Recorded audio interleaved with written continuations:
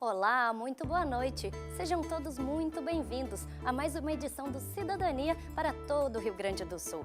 No Brasil, são 25 milhões de mulheres com diferentes tipos de deficiência. Além do preconceito e da violência de gênero, as mulheres com deficiência sofrem na prática, no dia a dia, dificuldades em termos de acessibilidade e no acesso aos serviços públicos. Um grupo de mulheres ativistas ligadas às inclusivas aqui no Rio Grande do Sul entregou ontem, no Dia Internacional das Pessoas com Deficiência, uma carta ao governador do estado, Tarso Genro, com as principais reivindicações deste grupo. E para falar sobre este tema, eu recebo hoje aqui no programa a Carolina Santos, ela que é colaboradora do Coletivo Feminino Plural. E eu recebo também a Fernanda Vicari, que é assistente social. E sempre no início do programa, eu lembro que você aí de casa pode interagir aqui com o programa, enviar a sua pergunta ou a sua sugestão através do facebook.com/cidadaniatve. Aguardamos a sua participação. Muito boa noite, bem-vindas aqui ao programa. Obrigada pelo convite. Obrigada por aceitarem o nosso convite, estarem aqui hoje. Obrigada. Então, eu gostaria de começar com vocês perguntando quais os preconceitos e as dificuldades que as mulheres, especificamente as mulheres com deficiência, no nosso caso, né, quais são as principais dificuldades que sofremos? As desigualdades de gênero, acho que primeira coisa, né? Ficamos bem vulneráveis, né? Em vários sentidos em relação à violência contra as mulheres, né? Então, acho que esse ponto acaba nós, mulheres com deficiência, nos tornando um alvo assim, um pouquinho mais fácil ou talvez visíveis, né? Porque existe a questão da violência, do preconceito de gênero e associado à deficiência. Sim, associado à deficiência também, né? Acaba se tornando um pouco mais forte. Em que casos que isso acontece? Como é que é no dia a dia? Eu acho que a violência contra a mulher, ela existe com todas as mulheres, né? Mas eu acho que no momento que a mulher com deficiência, ela fica mais vulnerável pelo fato da deficiência, pelo fato do preconceito, né? Então, eu acredito que a violência contra a mulher, ela se torna um pouquinho mais forte em relação à mulher com deficiência, pelo fato da deficiência em si. Fernanda, compartilha desse entendimento. Como é que tu vê essa questão da vulnerabilidade da mulher com deficiência? Não, eu acredito que dentro do quesito preconceito e dentro da questão da vulnerabilidade, a mulher com deficiência, sim, a mulher. Por isso, nós, por sermos mulheres, já somos, né, mais vulneráveis dentro de todo o sistema e em relação aos homens. E na questão da violência, isso só se intensifica. E também em um outro quadro de preconceito e de discriminação que a gente enfrenta bastante, eu acredito que é em relação ao trabalho, que quando a gente vai acessar o trabalho, a mulher já tem toda a questão da diferença salarial nos postos de trabalho em relação ao homem. E quando a gente fala na mulher com deficiência, esse quadro fica muito mais intensificado. Na hora de buscar uma vaga, é mais difícil, então, para a mulher com deficiência? Com certeza. Com certeza. A mulher sempre leva desvantagem em relação ao homem no posto de trabalho. Tu pode executar a mesma tarefa e tu sempre vai ter a questão da dificuldade de ter aquele mesmo salário. E outra coisa, pelo fato da mulher ter uma jornada dupla ou tripla, a gente sempre acaba em desvantagem em relação ao homem. Porque tu nunca é só trabalhadora, tu também é trabalhadora, dona de casa, tu tem que dar conta de N coisas que ultrapassam normalmente as funções que um homem executa na sociedade. Existem as cotas, né, no mercado de trabalho, mas elas dão conta dessas diferenças ou isso ainda deixa muito a desejar? Eu penso que ainda deixa bastante a desejar. Assim, eu posso falar da minha experiência. Quando eu me formei, eu fiquei 5 anos longe do mercado de trabalho e fui encontrar uma colocação dentro de um espaço no Rumo Norte, aonde todos os funcionários são pessoas com deficiência, porque eu não consegui uma colocação nem como assistente social, nem em cargos operacionais de maneira alguma, sabe? Então, não tem como tu dizer que a pessoa com deficiência, a mulher com deficiência não sofre a discriminação. Sofre, sim, em relação aos postos de trabalho isso é visível. Mas atualmente tu atua na tua área? Sim, como atualmente assistente sim. social? Há 2 anos eu trabalho no Rumo Norte e também na Associação Legata em Canoas como assistente social.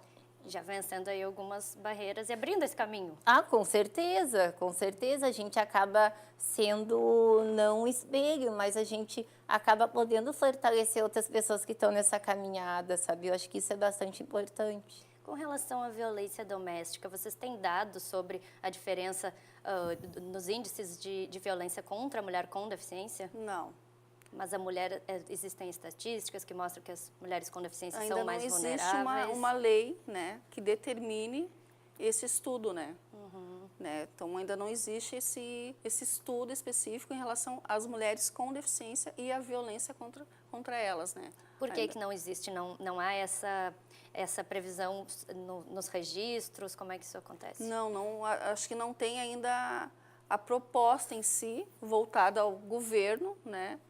Que, vamos supor, tu cria uma proposta e passa para o governo para que seja executado. Acho que no momento que houver esse espaço junto ao governo, nós, mulheres, estaremos mais fortalecidas para quê? Para que a gente possa ir em busca desses índices, né? Tanto que na nossa carta, nós apontamos alguns pontos relacionados à violência contra as mulheres, e uma delas é que seja mapeado, né? Tanto quando a mulher for fazer uma ocorrência na delegacia, que conste no boletim de ocorrência mulher com deficiência. Para quê? Para que depois, futuramente, isso possa servir de pesquisa de dados, né, em relação às mulheres com deficiência vítimas de violência.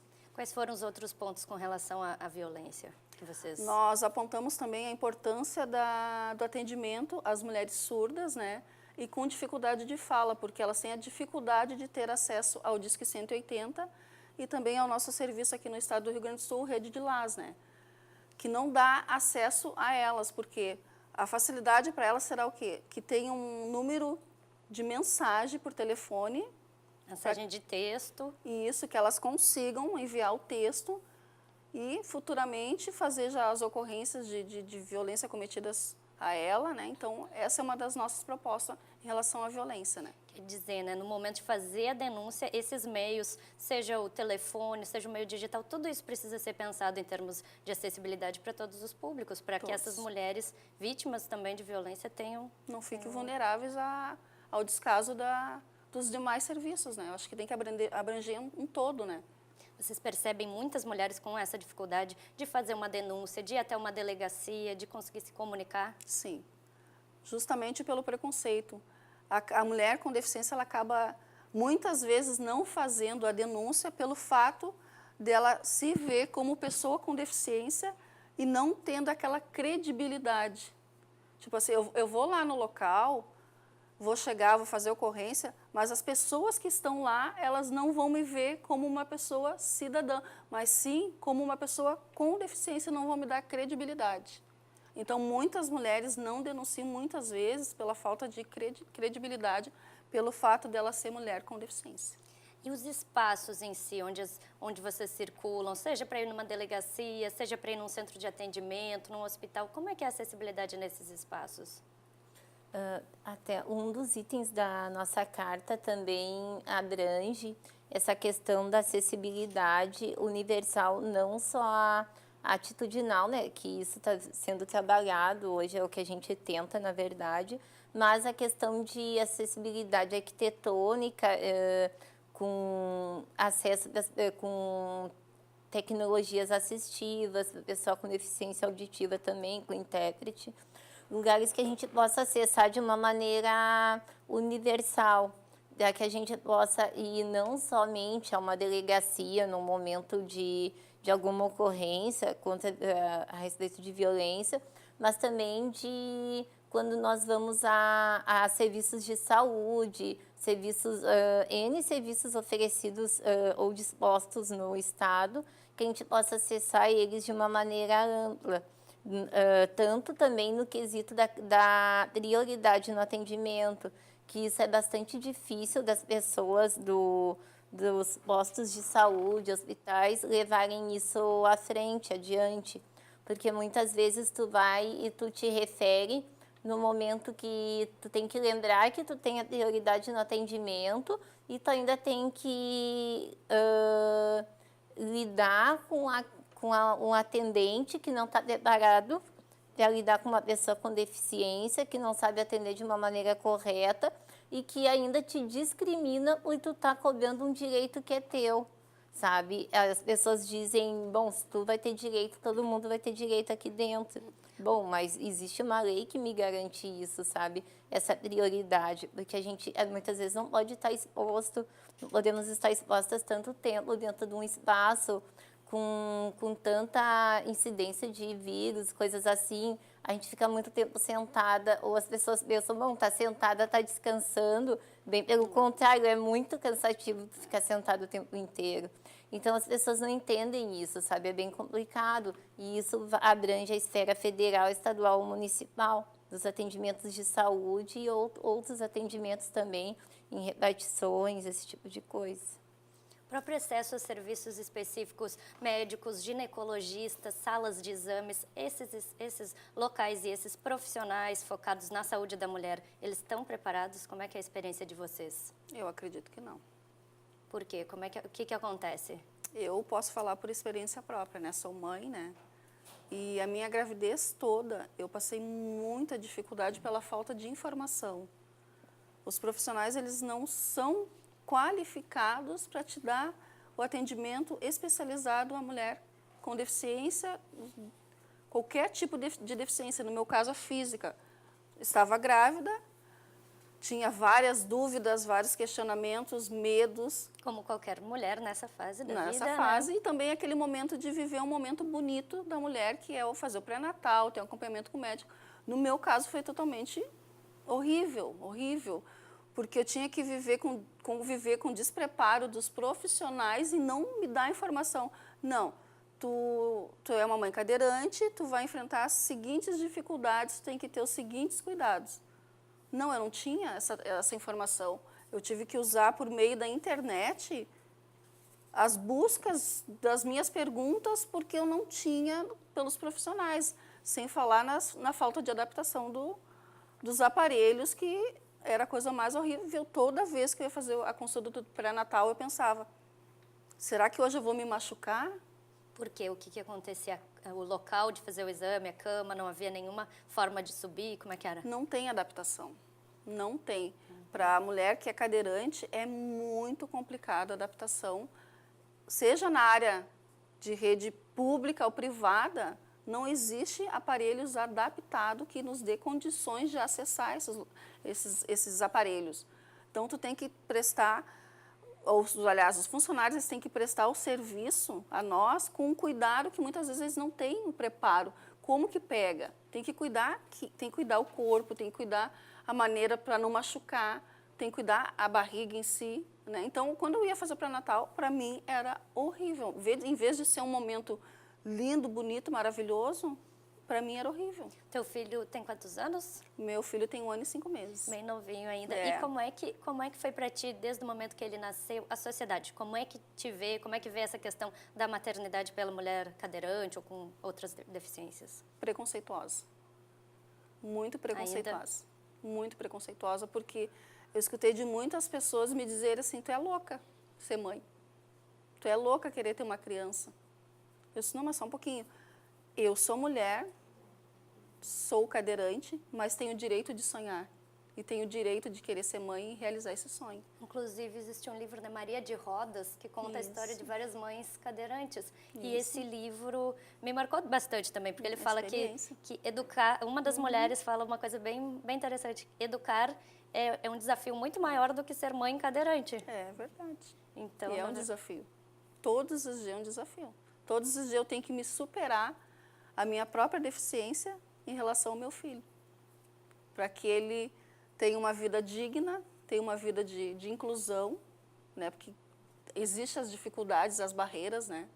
Temos as dificuldades, tanto na área da saúde, eu e ele, de não ter como eu chegar até ao posto de saúde e, ao mesmo tempo, o posto de saúde muitas vezes não querer me dar o atendimento especializado. Pelo fato de eu não ter como chegar até o local, existem as barreiras. E até para tu levar ele para uma consulta também. Muito complicado, muito complicado. porque não tem, infelizmente. Por isso que hoje a gente está aí com essa carta, com as propostas, né, que nós queremos que não sejam só apenas propostas escritas no papel, mas que elas se fortaleçam, né? E a gente vai em busca disso, né? Tá certo. Logo, logo eu quero continuar conversando com vocês e saber quais são os outros itens dessa carta. Agora o Cidadania vai fazer um breve intervalo e nós já voltamos.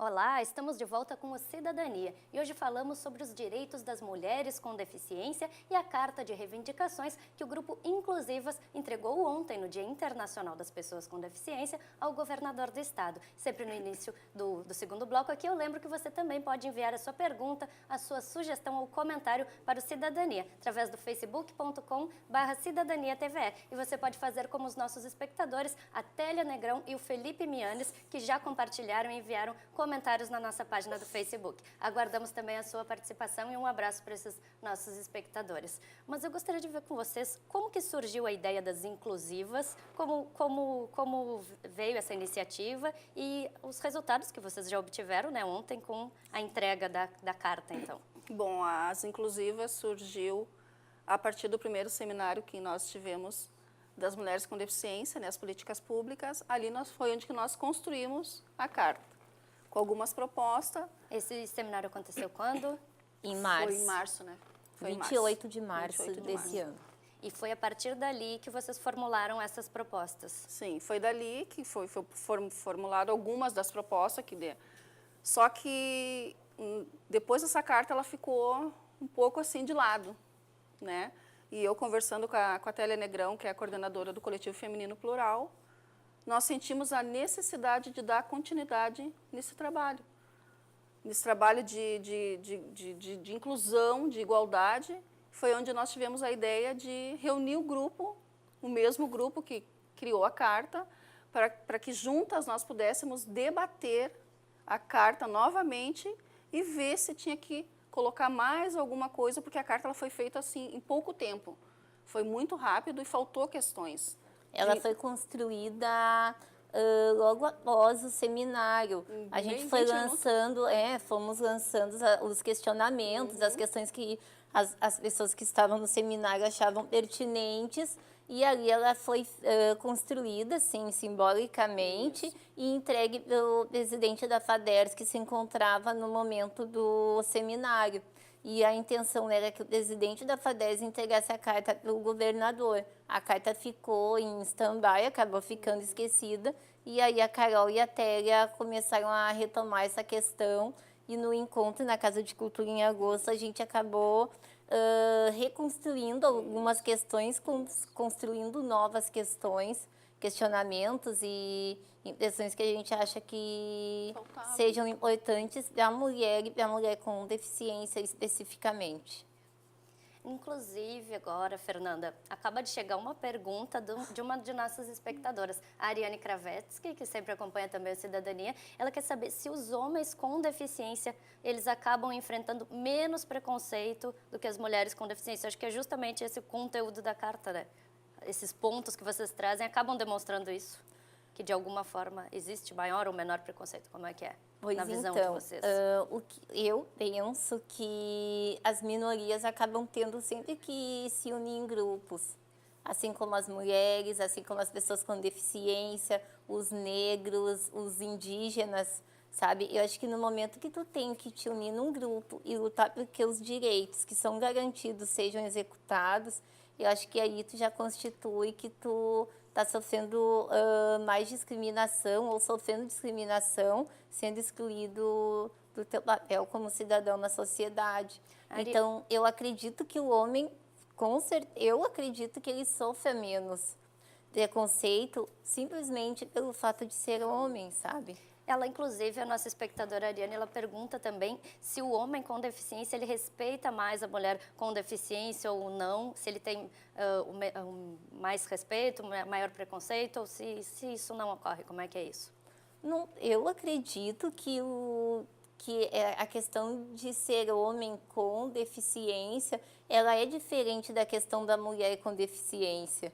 Eu acho que a sociedade mesmo já vê de uma outra maneira, sabe? A questão de gênero, ela tem um recorte muito específico para a mulher. Eu acho que isso não abrange o homem, sabe? Eu não saberia te dizer se um homem com deficiência respeita mais ou menos uma mulher com deficiência, sabe?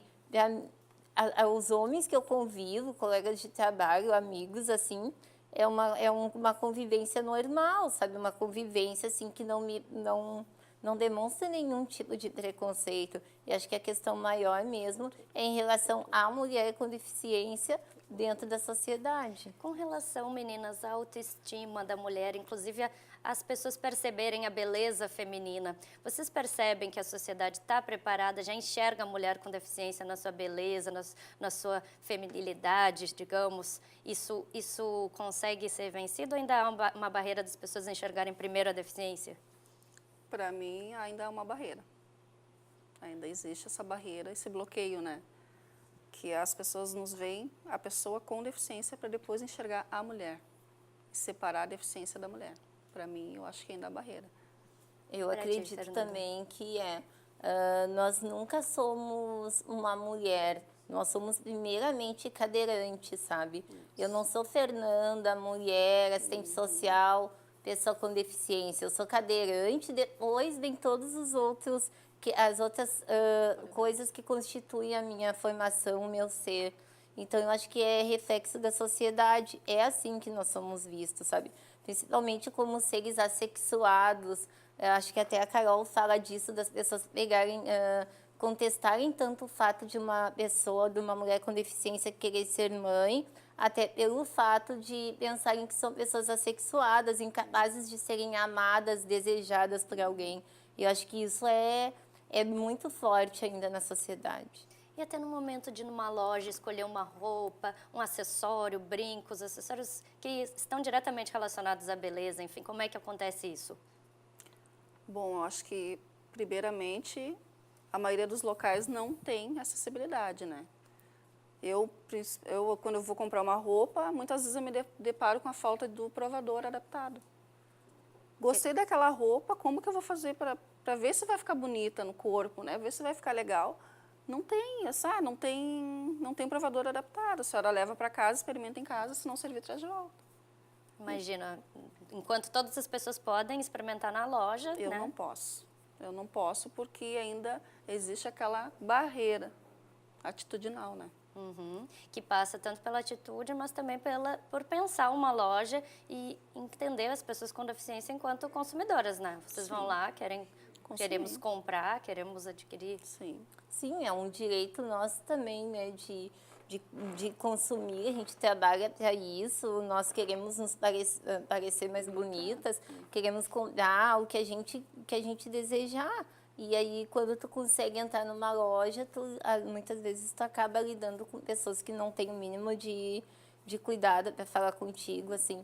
E acho que é uma coisa que é bem, não sei da Carol, mas uma coisa que já aconteceu comigo muitas vezes é quando ligarem muito a pessoa com deficiência. Eu acho que a física, principalmente, a questão de ser uma pessoa incapaz. Porque se tu estiver acompanhada de alguém, as pessoas nunca vão olhar e falar contigo. Eles vão se referir a ti como se tu não estivesse ali, entende? O que ela quer? O que ela quer ver? O que ela quer comprar? Sabe? Embora eu esteja perguntando, a pessoa não se refere a mim, ela fala com quem está comigo, sabe? E isso é uma coisa muito dolorosa, sabe? É a maior invisibilidade que tu pode ter.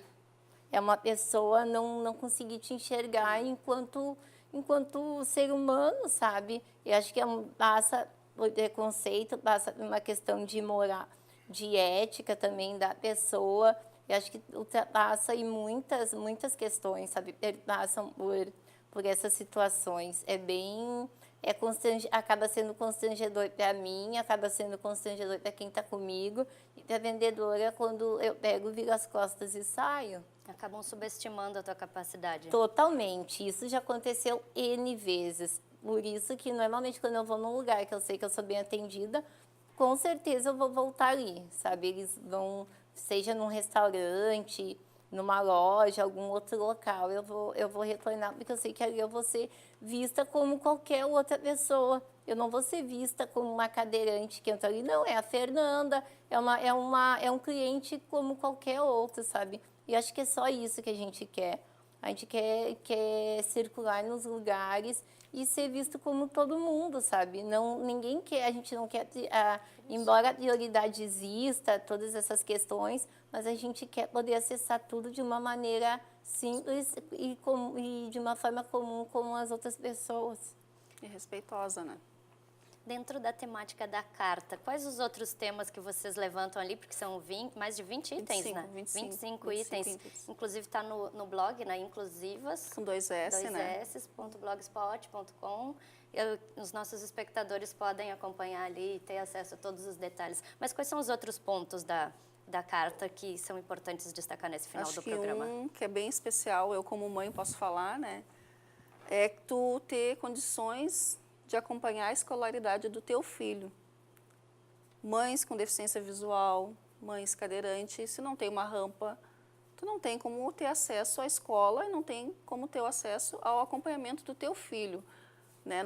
Ir numa reunião, ir numa festa. Então, acho que uma das nossas propostas é essa, a dar condições de acessibilidade e inclusão às mães para que elas possam participar desse momento tão importante da vida do filho. Do filho. Com deficiência auditiva também, né? Até porque uma pessoa que tenha deficiência auditiva, uma pessoa que seja surda, não pode ir no médico sem um intérprete. E aonde que está disponibilizado esse intérprete para as pessoas? Não existe, sabe? O Estado deveria dar conta disso e não dá. Então, é uma pessoa que vai ficar sem acesso à saúde, porque muitas vezes não tem na família, no ciclo de amigos, uma pessoa que tenha disponibilidade para acompanhá-la num serviço médico e o Estado não dispõe desse serviço. Isso é muito ruim, sabe? Isso é péssimo. Imagina tu ir na reunião do teu filho e não poder ouvir o que a professora tem para dizer dele. Tu vai no médico, tu não vai poder saber o que acontece nem contigo, nem com a criança, ou, né? Tá certo, meninas. Por hora o nosso tempo acabou, mas eu quero agradecer muito a presença de vocês aqui hoje e obrigada pela participação e parabéns por esse trabalho. Nós que Obrigada. agradecemos. Obrigada. E o Cidadania de hoje vai ficando por aqui. Uma boa noite para você e até a próxima edição.